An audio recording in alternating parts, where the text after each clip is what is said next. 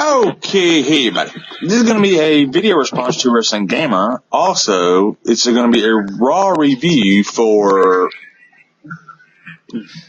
Monday, February 18th. I think I have the date right. And we actually have somebody with us that it was actually there. That would be our boy, that's me, Cody. Yeah, buddy. I went to that show. It was actually a lot better than what I expected. Whenever it comes to certain matches and the entertainment involved, there was one or two matches that didn't really sit well with me, but it was still overall a very well done show. Yeah. And we got Cloud here as usual. So This is going to be live on location at the biggest race of pretty much auto racing Super Bowl. Yep. Yeah. I'm going to be sitting on my butt eating buffalo wings and eating seasoned fries and watching that race here at the house. Alright. It's awesome right there.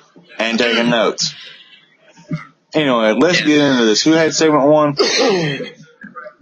Right here. Cena comes out and he announces that WrestleMania is taking shape. Swagger will face Del Rio for the World Heavyweight Championship, and John Cena will face The Rock. Then CM Punk comes out and says that Cena should take the easy way out and face The Rock, and claims he got screwed by The Rock. And he says that he has not beat Punk, and Cena says sorry.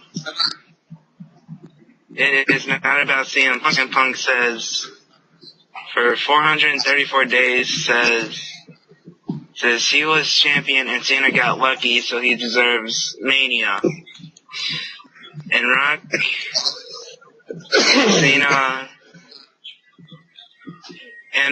Cena is a rerun, and Cena has something that doesn't belong to him. He should leave the WWE. Cena says no. He admires his honesty, and he isn't gonna. He ain't gonna leave. Yeah. He isn't gonna say. He ain't gonna. He says we have a problem because he has neither beaten Punk or Rock. So if he gets beaten by Punk, he will give him the title shot. He accepted, but he's gonna do it next week. I saw a triple threat match at WrestleMania. Yeah, buddy. Jeez. All right. Well, going into segment 2, Sheamus is interviewed. I believe that was Josh Matthews doing the interviewing there, and yep. Sheamus says that he knows the Shield's weak. He figured out the Shield's weakness, and as Sheamus is explaining this, you see a big, large, massive man on his ride back pacing back and forth in front of the camera. And, next thing you know, they get in each other's faces saying that, why are we just standing here? Ryback wants to take him out, but the thing is, they got to get, that unity around. They're sitting there face to face wanting to grab each other by the necks. And Jericho comes in and starts double hand chopping each other, like each guy in the freaking chest, and backing them up. And then Jericho says that they have to do what it takes to save the WWE, because they're just trying to keep the WWE the way it is, Ever since Jericho has been a part of the WWE, he has not wrestled for any other organization since he came to that business. And that night, he said, he wants Sheamus and Y2J and Ryback versus the Shield. Jericho had to convince Vicky Guerrero.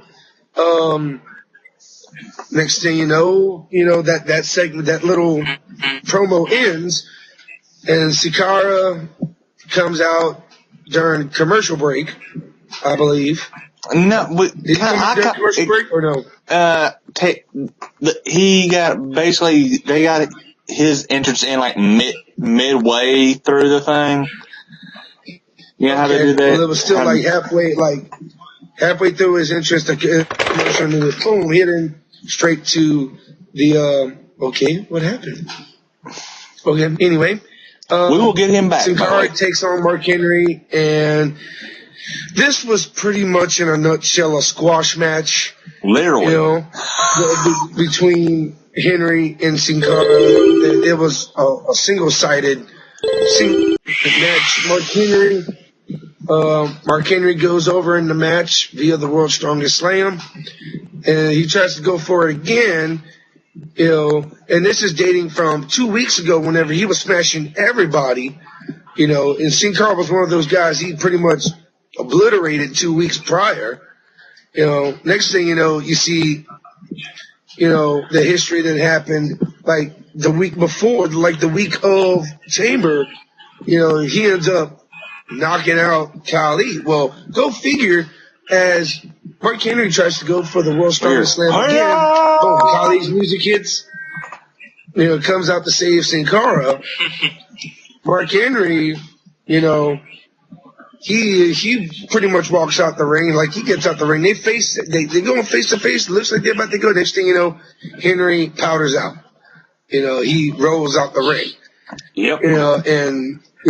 As he's walking out the ring, he's trash talking Khali. Go dance somewhere. And stuff.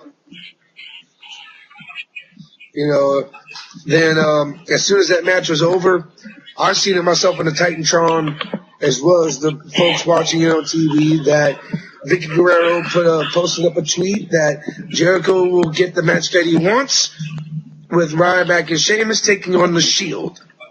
Then we get a Fandango video, which I think this gimmick is gonna flop.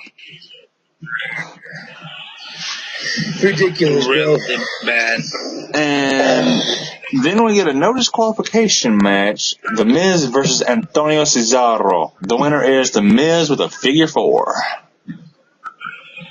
But a lot of good work in that match right there. And it was a good thing the way The Miz was for the United States Championship, though. No, it wasn't for the title. It wasn't for the United States title. It was a non-title match. That was a non-title match. You didn't hear him say your winner and new. You didn't hear him say your winner and new. I thought I did. You thought I was there at the show. wrong. Trust me. I had nosebleeds and I could still hear that ring announcer.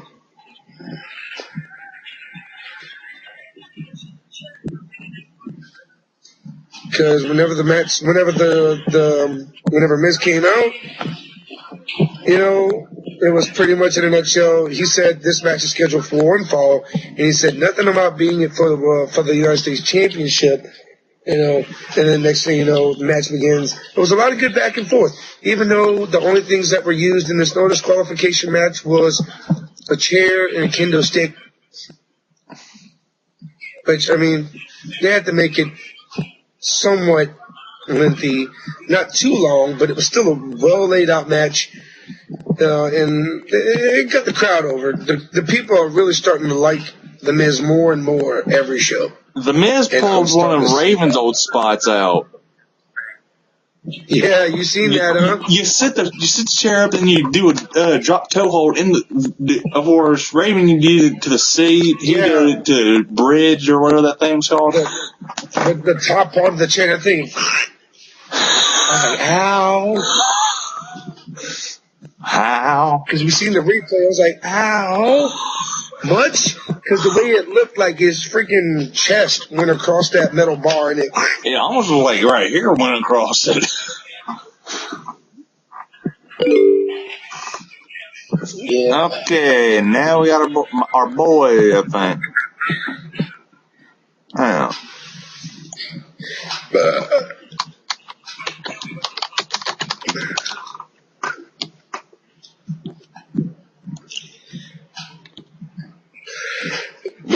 Pardon us while we think Jordan might be joining us.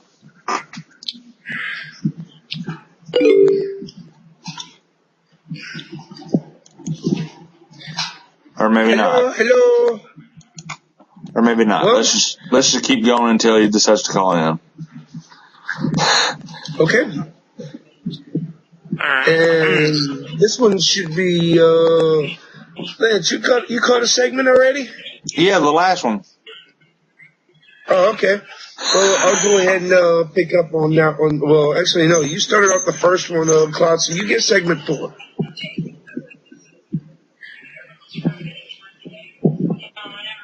You gotta do this in line.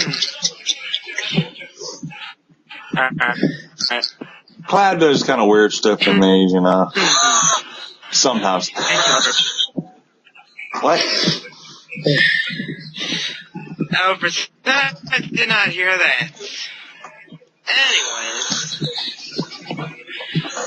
Daniel Bryan and Kane talk about the chamber match, and Daniel Bryan versus Swagger. And then Kane wants Randy Orton, and Vicky is on the phone, and she has big surprises for Paul Heyman. Then she tells Heyman, good job for the stipulations.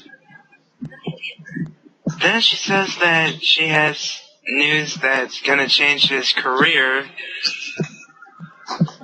And then she says she's gonna say it in the ring. Alright. And segment 5 starts off with Dolph Ziggler and AJ Looking hot. Hot and big, I guess. AJ looking hot, and then Biggie Langston versus Biggie. They take on Alberto Del Rio. Winner comes out to be Del Rio with the cross arm breaker. Very good match, even though I didn't really see it too much because I was in the concession line trying to get me some grubbage and a souvenir cup. Then next thing you know, Biggie Langston, I came in, I walked in whenever this happened.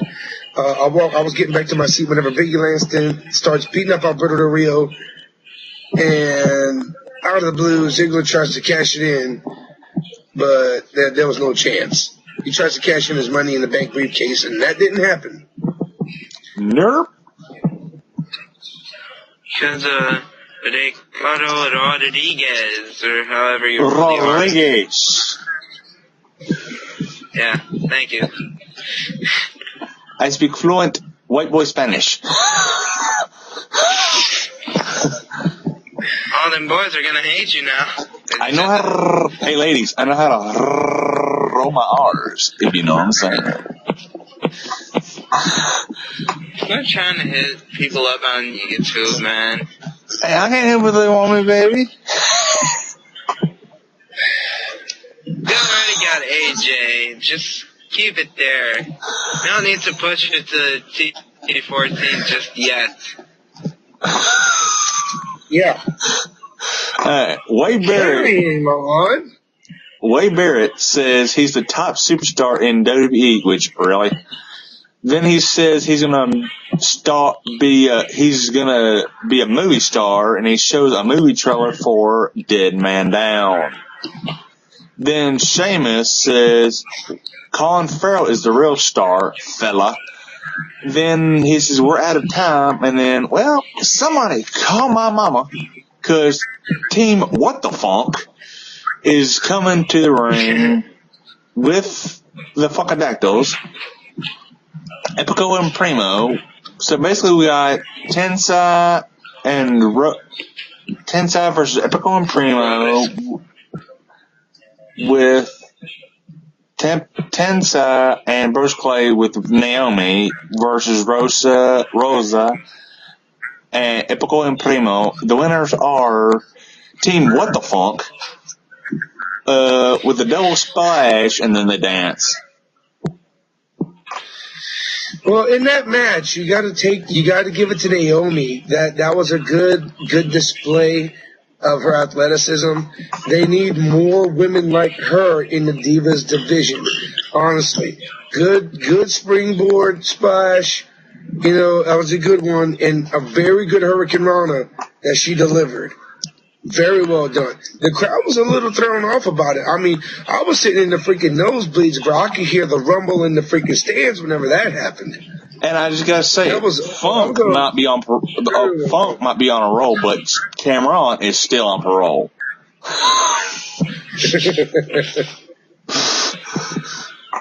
And Naomi is what? Huh? And Naomi is what? No. I'm trying to find something that rhymes with Naomi. Dude, the reason I say is on parole. The reason I say Cameron's on parole is because it rhymes with on a roll. Has nothing to do with Cameron. Well, it does because, she got busted for being DUI. Yeah. Anyway. Yeah. Anyway. All right. Segment 2 in this deal after the six superstar mixed tag match. Yeah, the intergender match. Segment 2 started off with Jack Swagger and Zeb Colter doing a State of the Union address. They cut a promo talking about, the Mexicans or the problem with this country, and they're constantly crossing our borders illegally and reaping all the benefits of the United States. And, he was really pointing that out, and another thing they brought up is, Swagger, being the real American that he is, should be the one deserving enough to win back the World Heavyweight title and beat Alberto Del Rio at WrestleMania, starting the saga of the real American. Jack Swagger. Yeah, and, the whole We the People Just deal. like Hulk Hogan's It's going over pretty well. No, it's not like Hulk Hogan's theme. It's not like Hulk Hogan's theme, but this angle seems to be working. Zeb Colter or Dutch. Mr. Mantell, Dutch Mantell, okay, which everybody knows is Dutch Mantell. If you don't, if you're a 10-year-old kid and you're watching this and you don't know Dirty Dutch Mantell, look it up. Look it up. He's got matches out of this world too that he was featured in. Okay. Look up Dutch Mantell versus Jerry Lawler. Just a good starting point. If you want Memphis stuff, there you go. And he was aiming at the Mexican illegal immigrants without actually saying it. Yeah, because Vince is stupid, but he ain't that stupid. Then the crowd pretty much cut him off a little bit. No, Vince cut him off.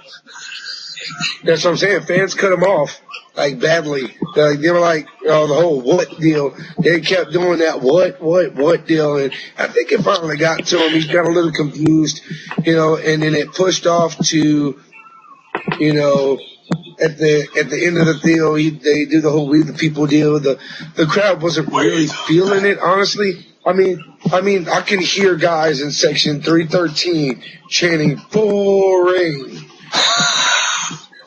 I can hear these guys chanting the entire section of 313, between 313 and 319. We're chanting boring. And everybody else is chanting what? Well, I was chanting boring during the actual State of the Union. So then pretty much like almost everyone was doing either Homer Simpson or Stone Cold Steve Austin. Homer Simpson. Yeah, and then boring. Yeah, the whole back in ECW days, whenever WWE bought out ECW, that one night stand match with the Big Show. I think it was Big Show and Batista. I don't remember who it was, but you heard that chant, febuary, like just slow as hell. It was really getting to him. But after the State of the address led up to the match with Jack Swagger ready to go, squared off against Daniel Bryan, showing that he had some small, like some rib damage from the Elimination Chamber match. Swagger really took advantage of this match against Daniel Bryan. There was a few comebacks here and there from Daniel Bryan, but it turned for the worst after Swagger's just started just getting at him, attacking those ribs, hitting him where it hurts, and Jack Swagger ended up finishing this match with the Patriot ankle lock.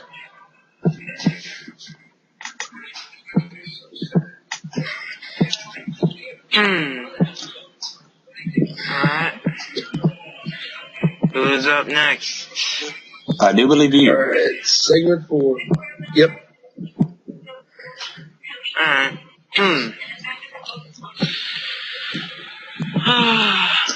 Vicky has Paul Heyman in the ring, and her huge announcement. She has a new assistant to her, is Brad Maddox. Then Brad starts taking shots on at the Shield and Heyman. And then Vince comes on the Titantron.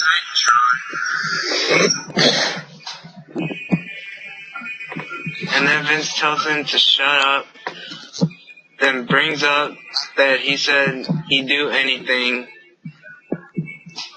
He could fire him right now. Firing is too good for him. Next week, Vince is going to be in the ring, and he and Heyman are going to have a fight. Vicky and Brad laugh.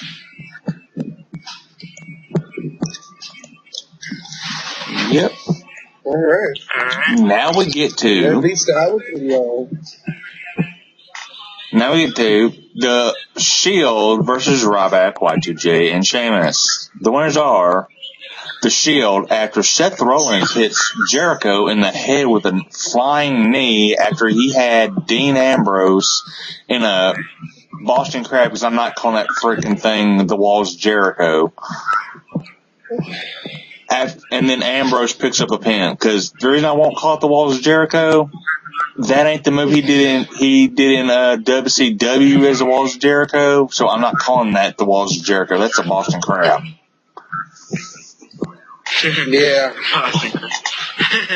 It is. I mean, the original one, he had the knee jammed in the back of the neck on the extension. Yeah. Last time I seen him do that one was whenever he went against Daniel Bryan while NXT, the first season of NXT. That's the last time I ever seen that submission.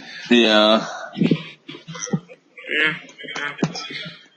All right.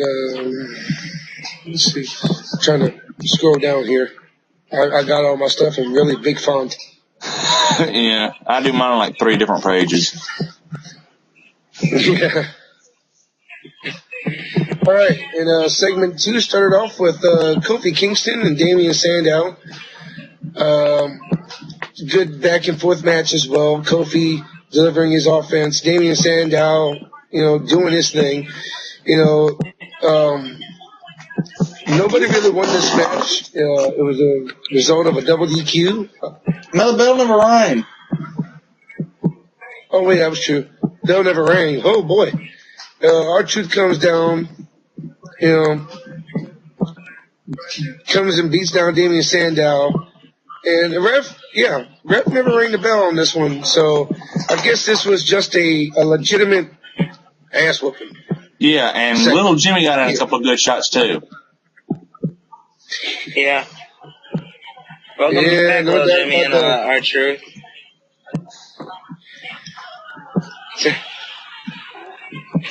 Yeah. Randy Orton versus Kane, and the winner is Randy Orton after Daniel Bryan distracted Kane and led to Kane getting an RKO. and Randy which Orton won by pinfall. I might say that RKO was a little sloppy coming from Kane. The way he took it, he landed on a knee. He didn't take a full out fall. He didn't take it in its full splendor, honestly. I mean, it takes two to tango in the world of wrestling, and he didn't fill out the job on that finisher. No. Anyways, then the final segment is The Rock's WWE Championship celebration. And we also get to see the new belts.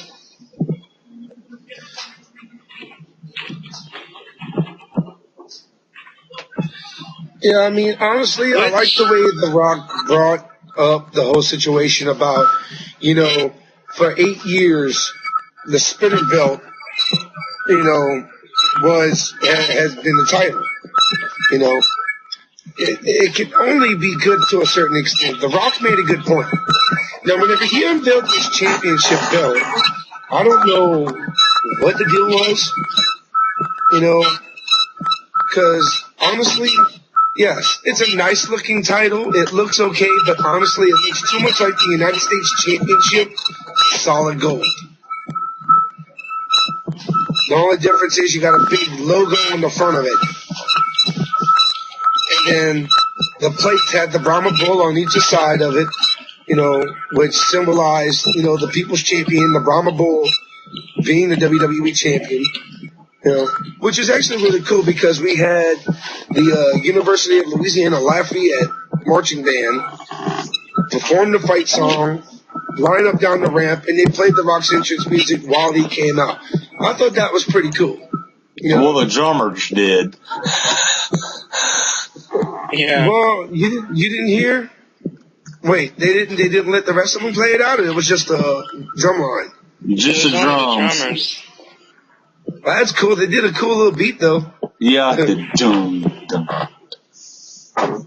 Yeah, that was kind of cool. Guys on the stairs, they know what the hell they're doing. I mean, UL Marching Band is one of the very few best in the state of Louisiana. You know, whenever it comes, I mean, the guys that you've seen, the people that you've seen in that marching band is not even a third of their full marching band. You know, you got way more members of the UL marching band than that. And just imagine, they were sounding really good with only a third of their band. Just imagine what the rest of them was going to sound like. It would have been cool if they came, like, marching in from the opposite end of the arena as well. Not just from the entrance, but from the other end, too, just moving around. You know? That would have been pretty cool. A little more synchronized formation. Surround them around the ring and everything. Do like a Brahma Bull formation or something. Yes. All I have to say on that, I've seen better marching bands in my lifetime. Yeah, but the thing is, for the rich tradition that UL provides, they sound pretty good, you know, compared to what they used to sound like about 10 years ago. You know? Yeah. I mean, they've went to state competition. They have faced the Phantom Regiment. The Phantom Regiment is one of the most recognized marching band regiments in the world. You know, those guys are freaking good. And UL stood up toe-to-toe with them one season.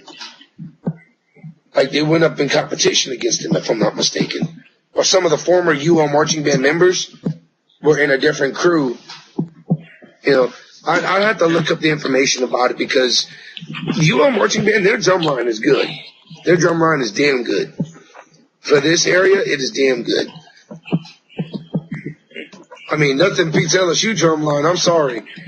You know, LSU's marching band and drum line, they can do their thing. Trust me, halftime comes around, it is over. People are on their feet, 98,000 strong in Tiger Stadium. You know what they should do? They should do a battle of the bands. The Notre Dame Fighting Irish marching band versus LSU. Yeah, I'd say Tennessee would be a good competitor as well as Texas. Hey, what the hell? Let's throw Memphis in there too. We're pretty good.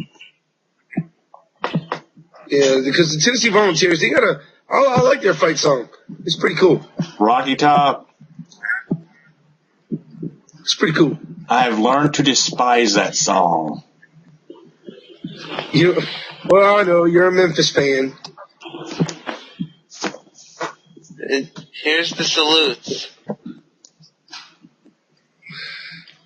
The salute to you, my Cody, friend. pardon me 1 second. Alabama.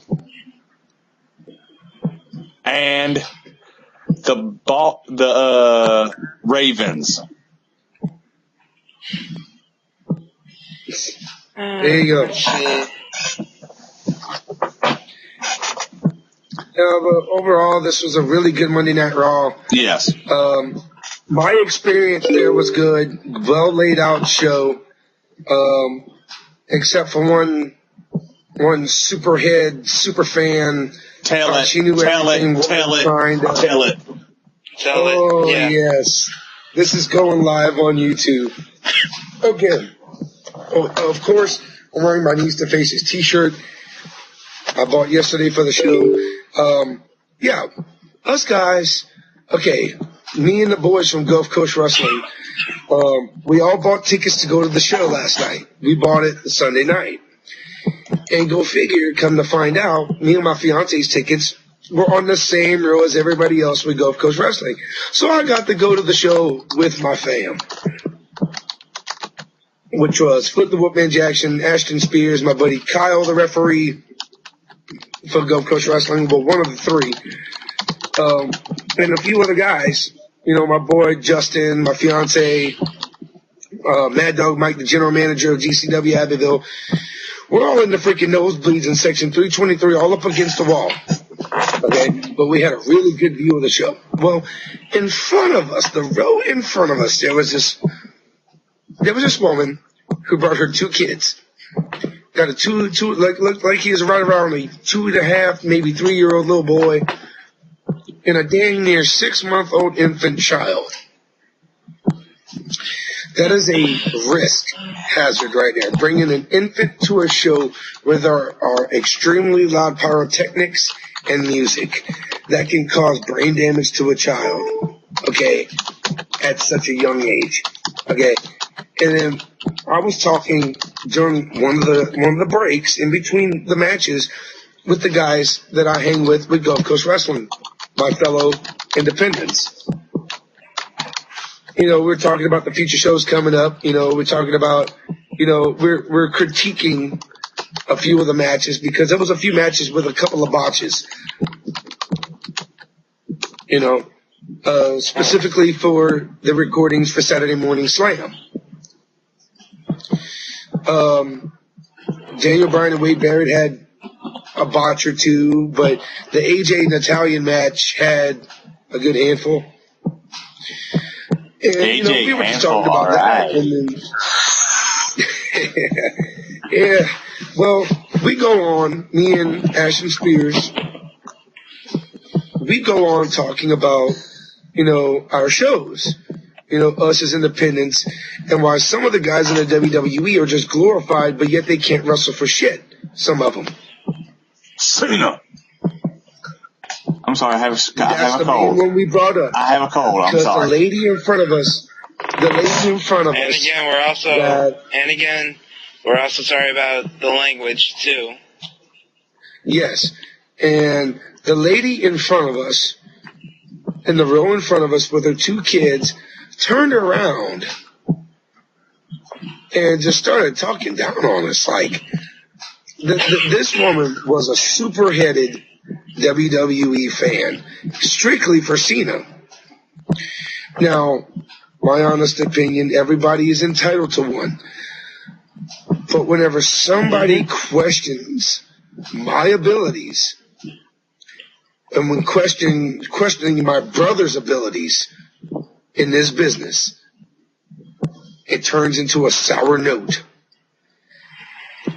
Me and Ashton Spears and my buddy referee Kyle, we worked this chick so bad that by the time we came back from smoking a cigarette outside, she was gone. Okay. Saying that we were fake. Ooh. We were nobodies. Ashton Spears was too skinny to wrestle. I was too short and fat to wrestle. I don't think so. Keep in mind, Mark Henry had been in the ring at this time. Yeah. And here's the thing. For those super-headed WWE fans, don't forget where these guys came from. This is a word to the wise. Whenever you start realizing just where these guys come from, Cena was a nobody until he hit the WWE. Okay? Mm-hmm. He was good as the prototype in OVW. See, because every WWE superstar starts out as an independent wrestler. Okay? And they also go every single WWE back superstar, as an indie as well. Exactly. Just the only reason these guys are in the business is because there's lineage in their blood. Rhodes. Okay? Taker's been there for a good while. He's gone there the hard way from allegiance. He has stood his allegiance over the past 2 decades plus. Close to 3. Damn near 3 decades for Vince McMahon. I respect him. I respect the guys in the WWE. Certain ones, though. Ziggler is mainly one. Because that boy can work. He can sell what the hell he's doing in the ring. He could sell a painting to Stevie Wonder. Yes. He can sell a book to Stevie Wonder. Not in Braille either. But it has to be. But it would have to be Braille because he's that good at selling. He could sell a comic book to Stevie Wonder. No, I'm talking about Stevie Wonder. How Stevie Wonder is actually blind, so Stevie Wonder has to use a Braille book or a Braille comic. Well, Cody, I don't think he's getting it. Well, how about this? Not to bring it a little too far, but this guy can sell a condom to a celibate man. Okay?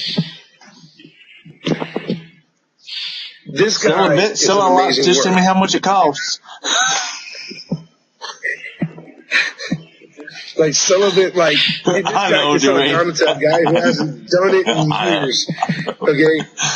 Who is sworn his life to no booty, okay? Now, that's the thing that people fail to realize. All these super-headed WWE fans that know nothing more than the WWE, they really need to check their storylines straight within themselves. Not the ones on TV, okay? Need to check themselves before they start throwing insinuations about independent wrestlers. Like, this woman was talking so much crap on us that we literally worked her. Gimmick-wise. Oh, you pulled out the insane machine? Oh, my God. Oh, this name up here means everything to me. He nutty. Okay, my life in the wrestling business, I take very personally. And just in case y'all didn't know, Cody is a juggalo. Yes, I am. Yeah. Just because I'm a juggalo, that doesn't mean I'm a white trash degenerate loser. That would be me. Hardworking man. You're a cool motherfucker, though. Sorry. It's all right. You're a cool fool. All right? I'm a hardworking man. Okay? I travel all the time, and I bust my backside doing it. I'm an independent wrestler. I bust my back doing that, too. For very little pay. Why? Because I love this business. And for those who want to decide to judge, you got to maybe think to yourself just what you're doing. Because the only one who has the right to judge in this world, if you believe in him, is the man upstairs. Hoorah. End of story. Now, my rant's done. I'm good. Because if I go any further, it's going to be like an hour and a half's video. And there might keep your eyes peeled on his channel, because I might just quit pausing and let him go. Like, if not, we can make an individual segment about this rant. We will do that. Because I like hearing you talk. Look forward to it, because the insane machine's about to let a hatchet start flying, and it's not going to land in a mark that you want to be a part of. Hey, I'm just glad I'm his buddy. Anyway, if you have any questions or comments for me, hit me up on lancemosstv@gmail.com or in the comments section down below. Please subscribe. And let's see. Hang on. Oh yeah. Hit me up on Facebook too. And don't forget to check out Cloud's channel, Kane57003. Cody? Yeah, look up mine, Cody Insane Machine Hawkins on Facebook. If you want to hit me up here on Uvu, it's Insane Machine 88. And if you want to look me up on YouTube, it's Cody Hawkins 88. And that's Hawkins with a Z. Not an S like Kurt. Anyway, we'll see y'all later. Bye.